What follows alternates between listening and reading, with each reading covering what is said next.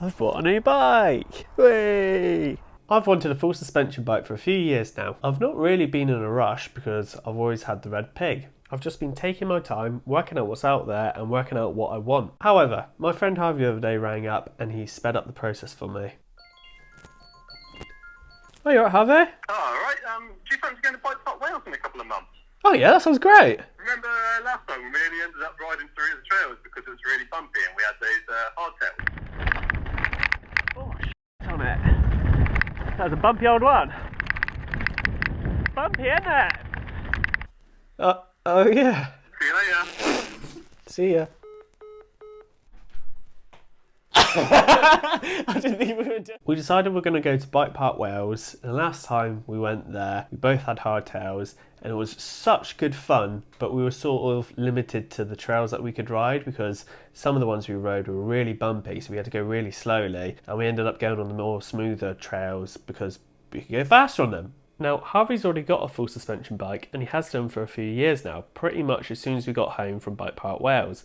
So that's another excuse to get a full suspension bike. To start with, I was thinking I wanted either a high-end second-hand bike, like a nuke-proof Mega, or like a, I don't know, a Specialized stump jumper, or something along those lines. Maybe not one of the Specialized stump jumper, because they're quite a lot of money. Something like high-end, but second-hand, because I figured they're going to be a few years old now. They're going to be like pretty cheap because geometry on like mountain bikes changes so rapidly and just the technology moves on so fast that the older stuff's got to be really cheap. And the other option was to buy a brand new like budget full suspension bike like a Calibre Bossnut or maybe a Vitus Mythique or something like that. After looking for bikes day after day for a good few months, I realised that higher end bikes don't really lose their value. They're actually like still worth quite a lot even second hand, which I feel like it's different to the hardtail market because hardtails seem really cheap once they're second hand, once they've been used a little bit. They don't seem to be worth very much, but maybe that's not right, but that's what it feels like. So then I was thinking I'm gonna get a second hand budget full suspension bike, and it turns out they're pretty much exactly the same price as what they are brand new as well. Like the Calibre Bossnut is like £100 cheaper than it is brand new, so what's the point? And then I found out that Calibre doesn't exist anymore. They were originally made by Polygon, and I read in this article online that the Polygon Siskui D5, I think it was like basically the Bossnut, but I looked at the geometry and it turns out they're not really similar at all. However, I did find another bike that I really liked, and it was the Polygon Siskui T7. So I looked it up on the internet and it came up on this list for like best budget full suspension trail bikes, and it had lists of 10 of them there, and the Vitus Mythique was there and it had like the pros and cons, and then the Polygon Siskui T7 was there and it had loads of pros, and the only cons were that it was like good luck trying to find it because it's never in stock anywhere. But I was looking at it online. I Go Outdoors, it was in stock, but not only that, it was £200 off, and then it was a further 20% off, and then my bank was offering like cash back on it as well, so it was like hundreds and hundreds of pounds off. It was really cheap, so I thought I can't afford not to do this, I'm gonna do it. The excitement's too much.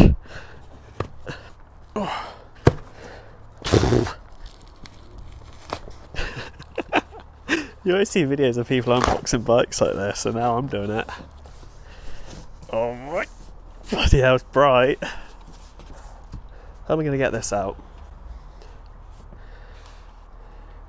First, let's get the saddle out. There we go, that's the saddle. It's a bit weird. Cardboard one. I have to change that.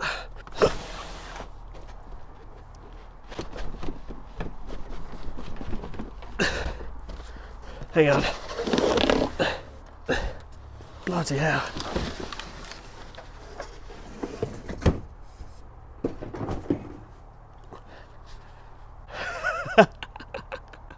Made that look hard. I'm gonna have to put it over it. Ooh, I got a bell. Right. Box of bits. I think that's everything.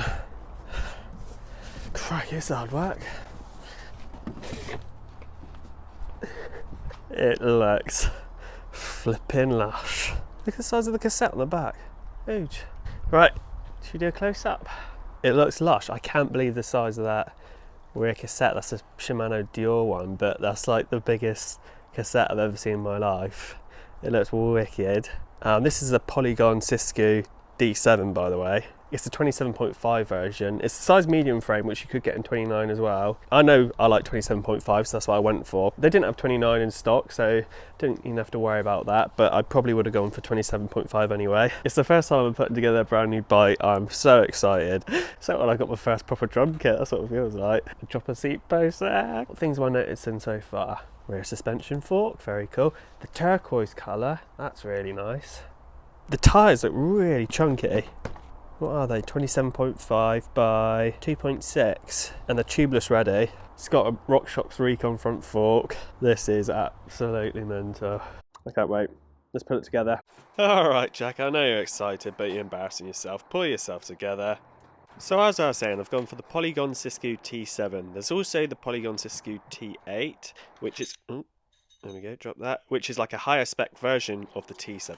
The main upgrade the T8 has is like Fox forks and a Fox shock, and it also has like better brakes and better tyres and a few other better things as well. But it's quite a bit more money, so I figured I'd get this one. If I really don't like any other parts, I can upgrade it over time, but I imagine it will be absolutely fine. The seat post I'm installing now is actually the right length for me, which is going to be nice because the dropper seat post on the Red Pig was from Facebook Marketplace. It cost me 50 quid. It's way too long for me, so every time I pop it up I just have to knock it down a little bit, and that gets quite annoying.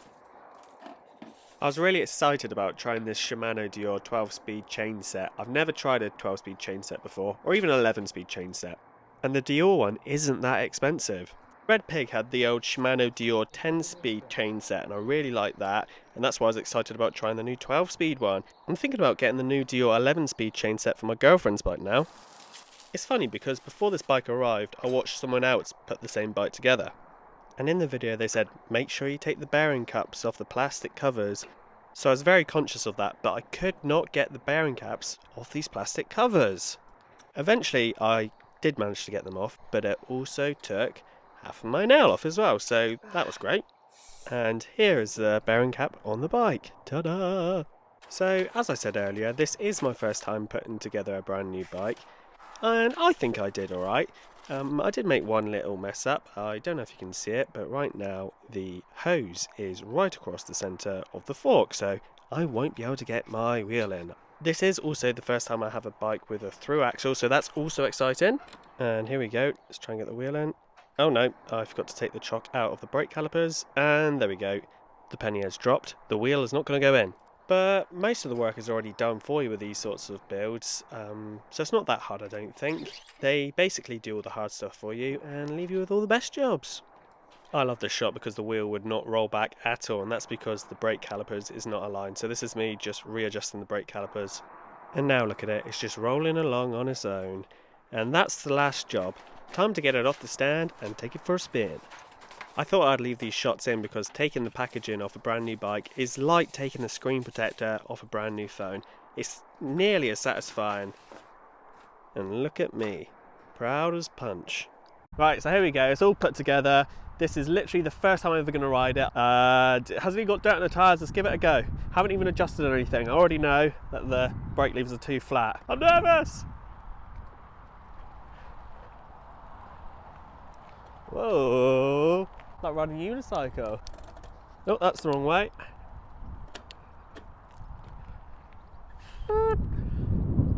Right. Ah, perfect height. Wow. I'm gonna go for pavement. Oh, he went in a poo. Wow. A few things need adjusted. It's quite clicky. Oh, I can't get used to it, it's weird.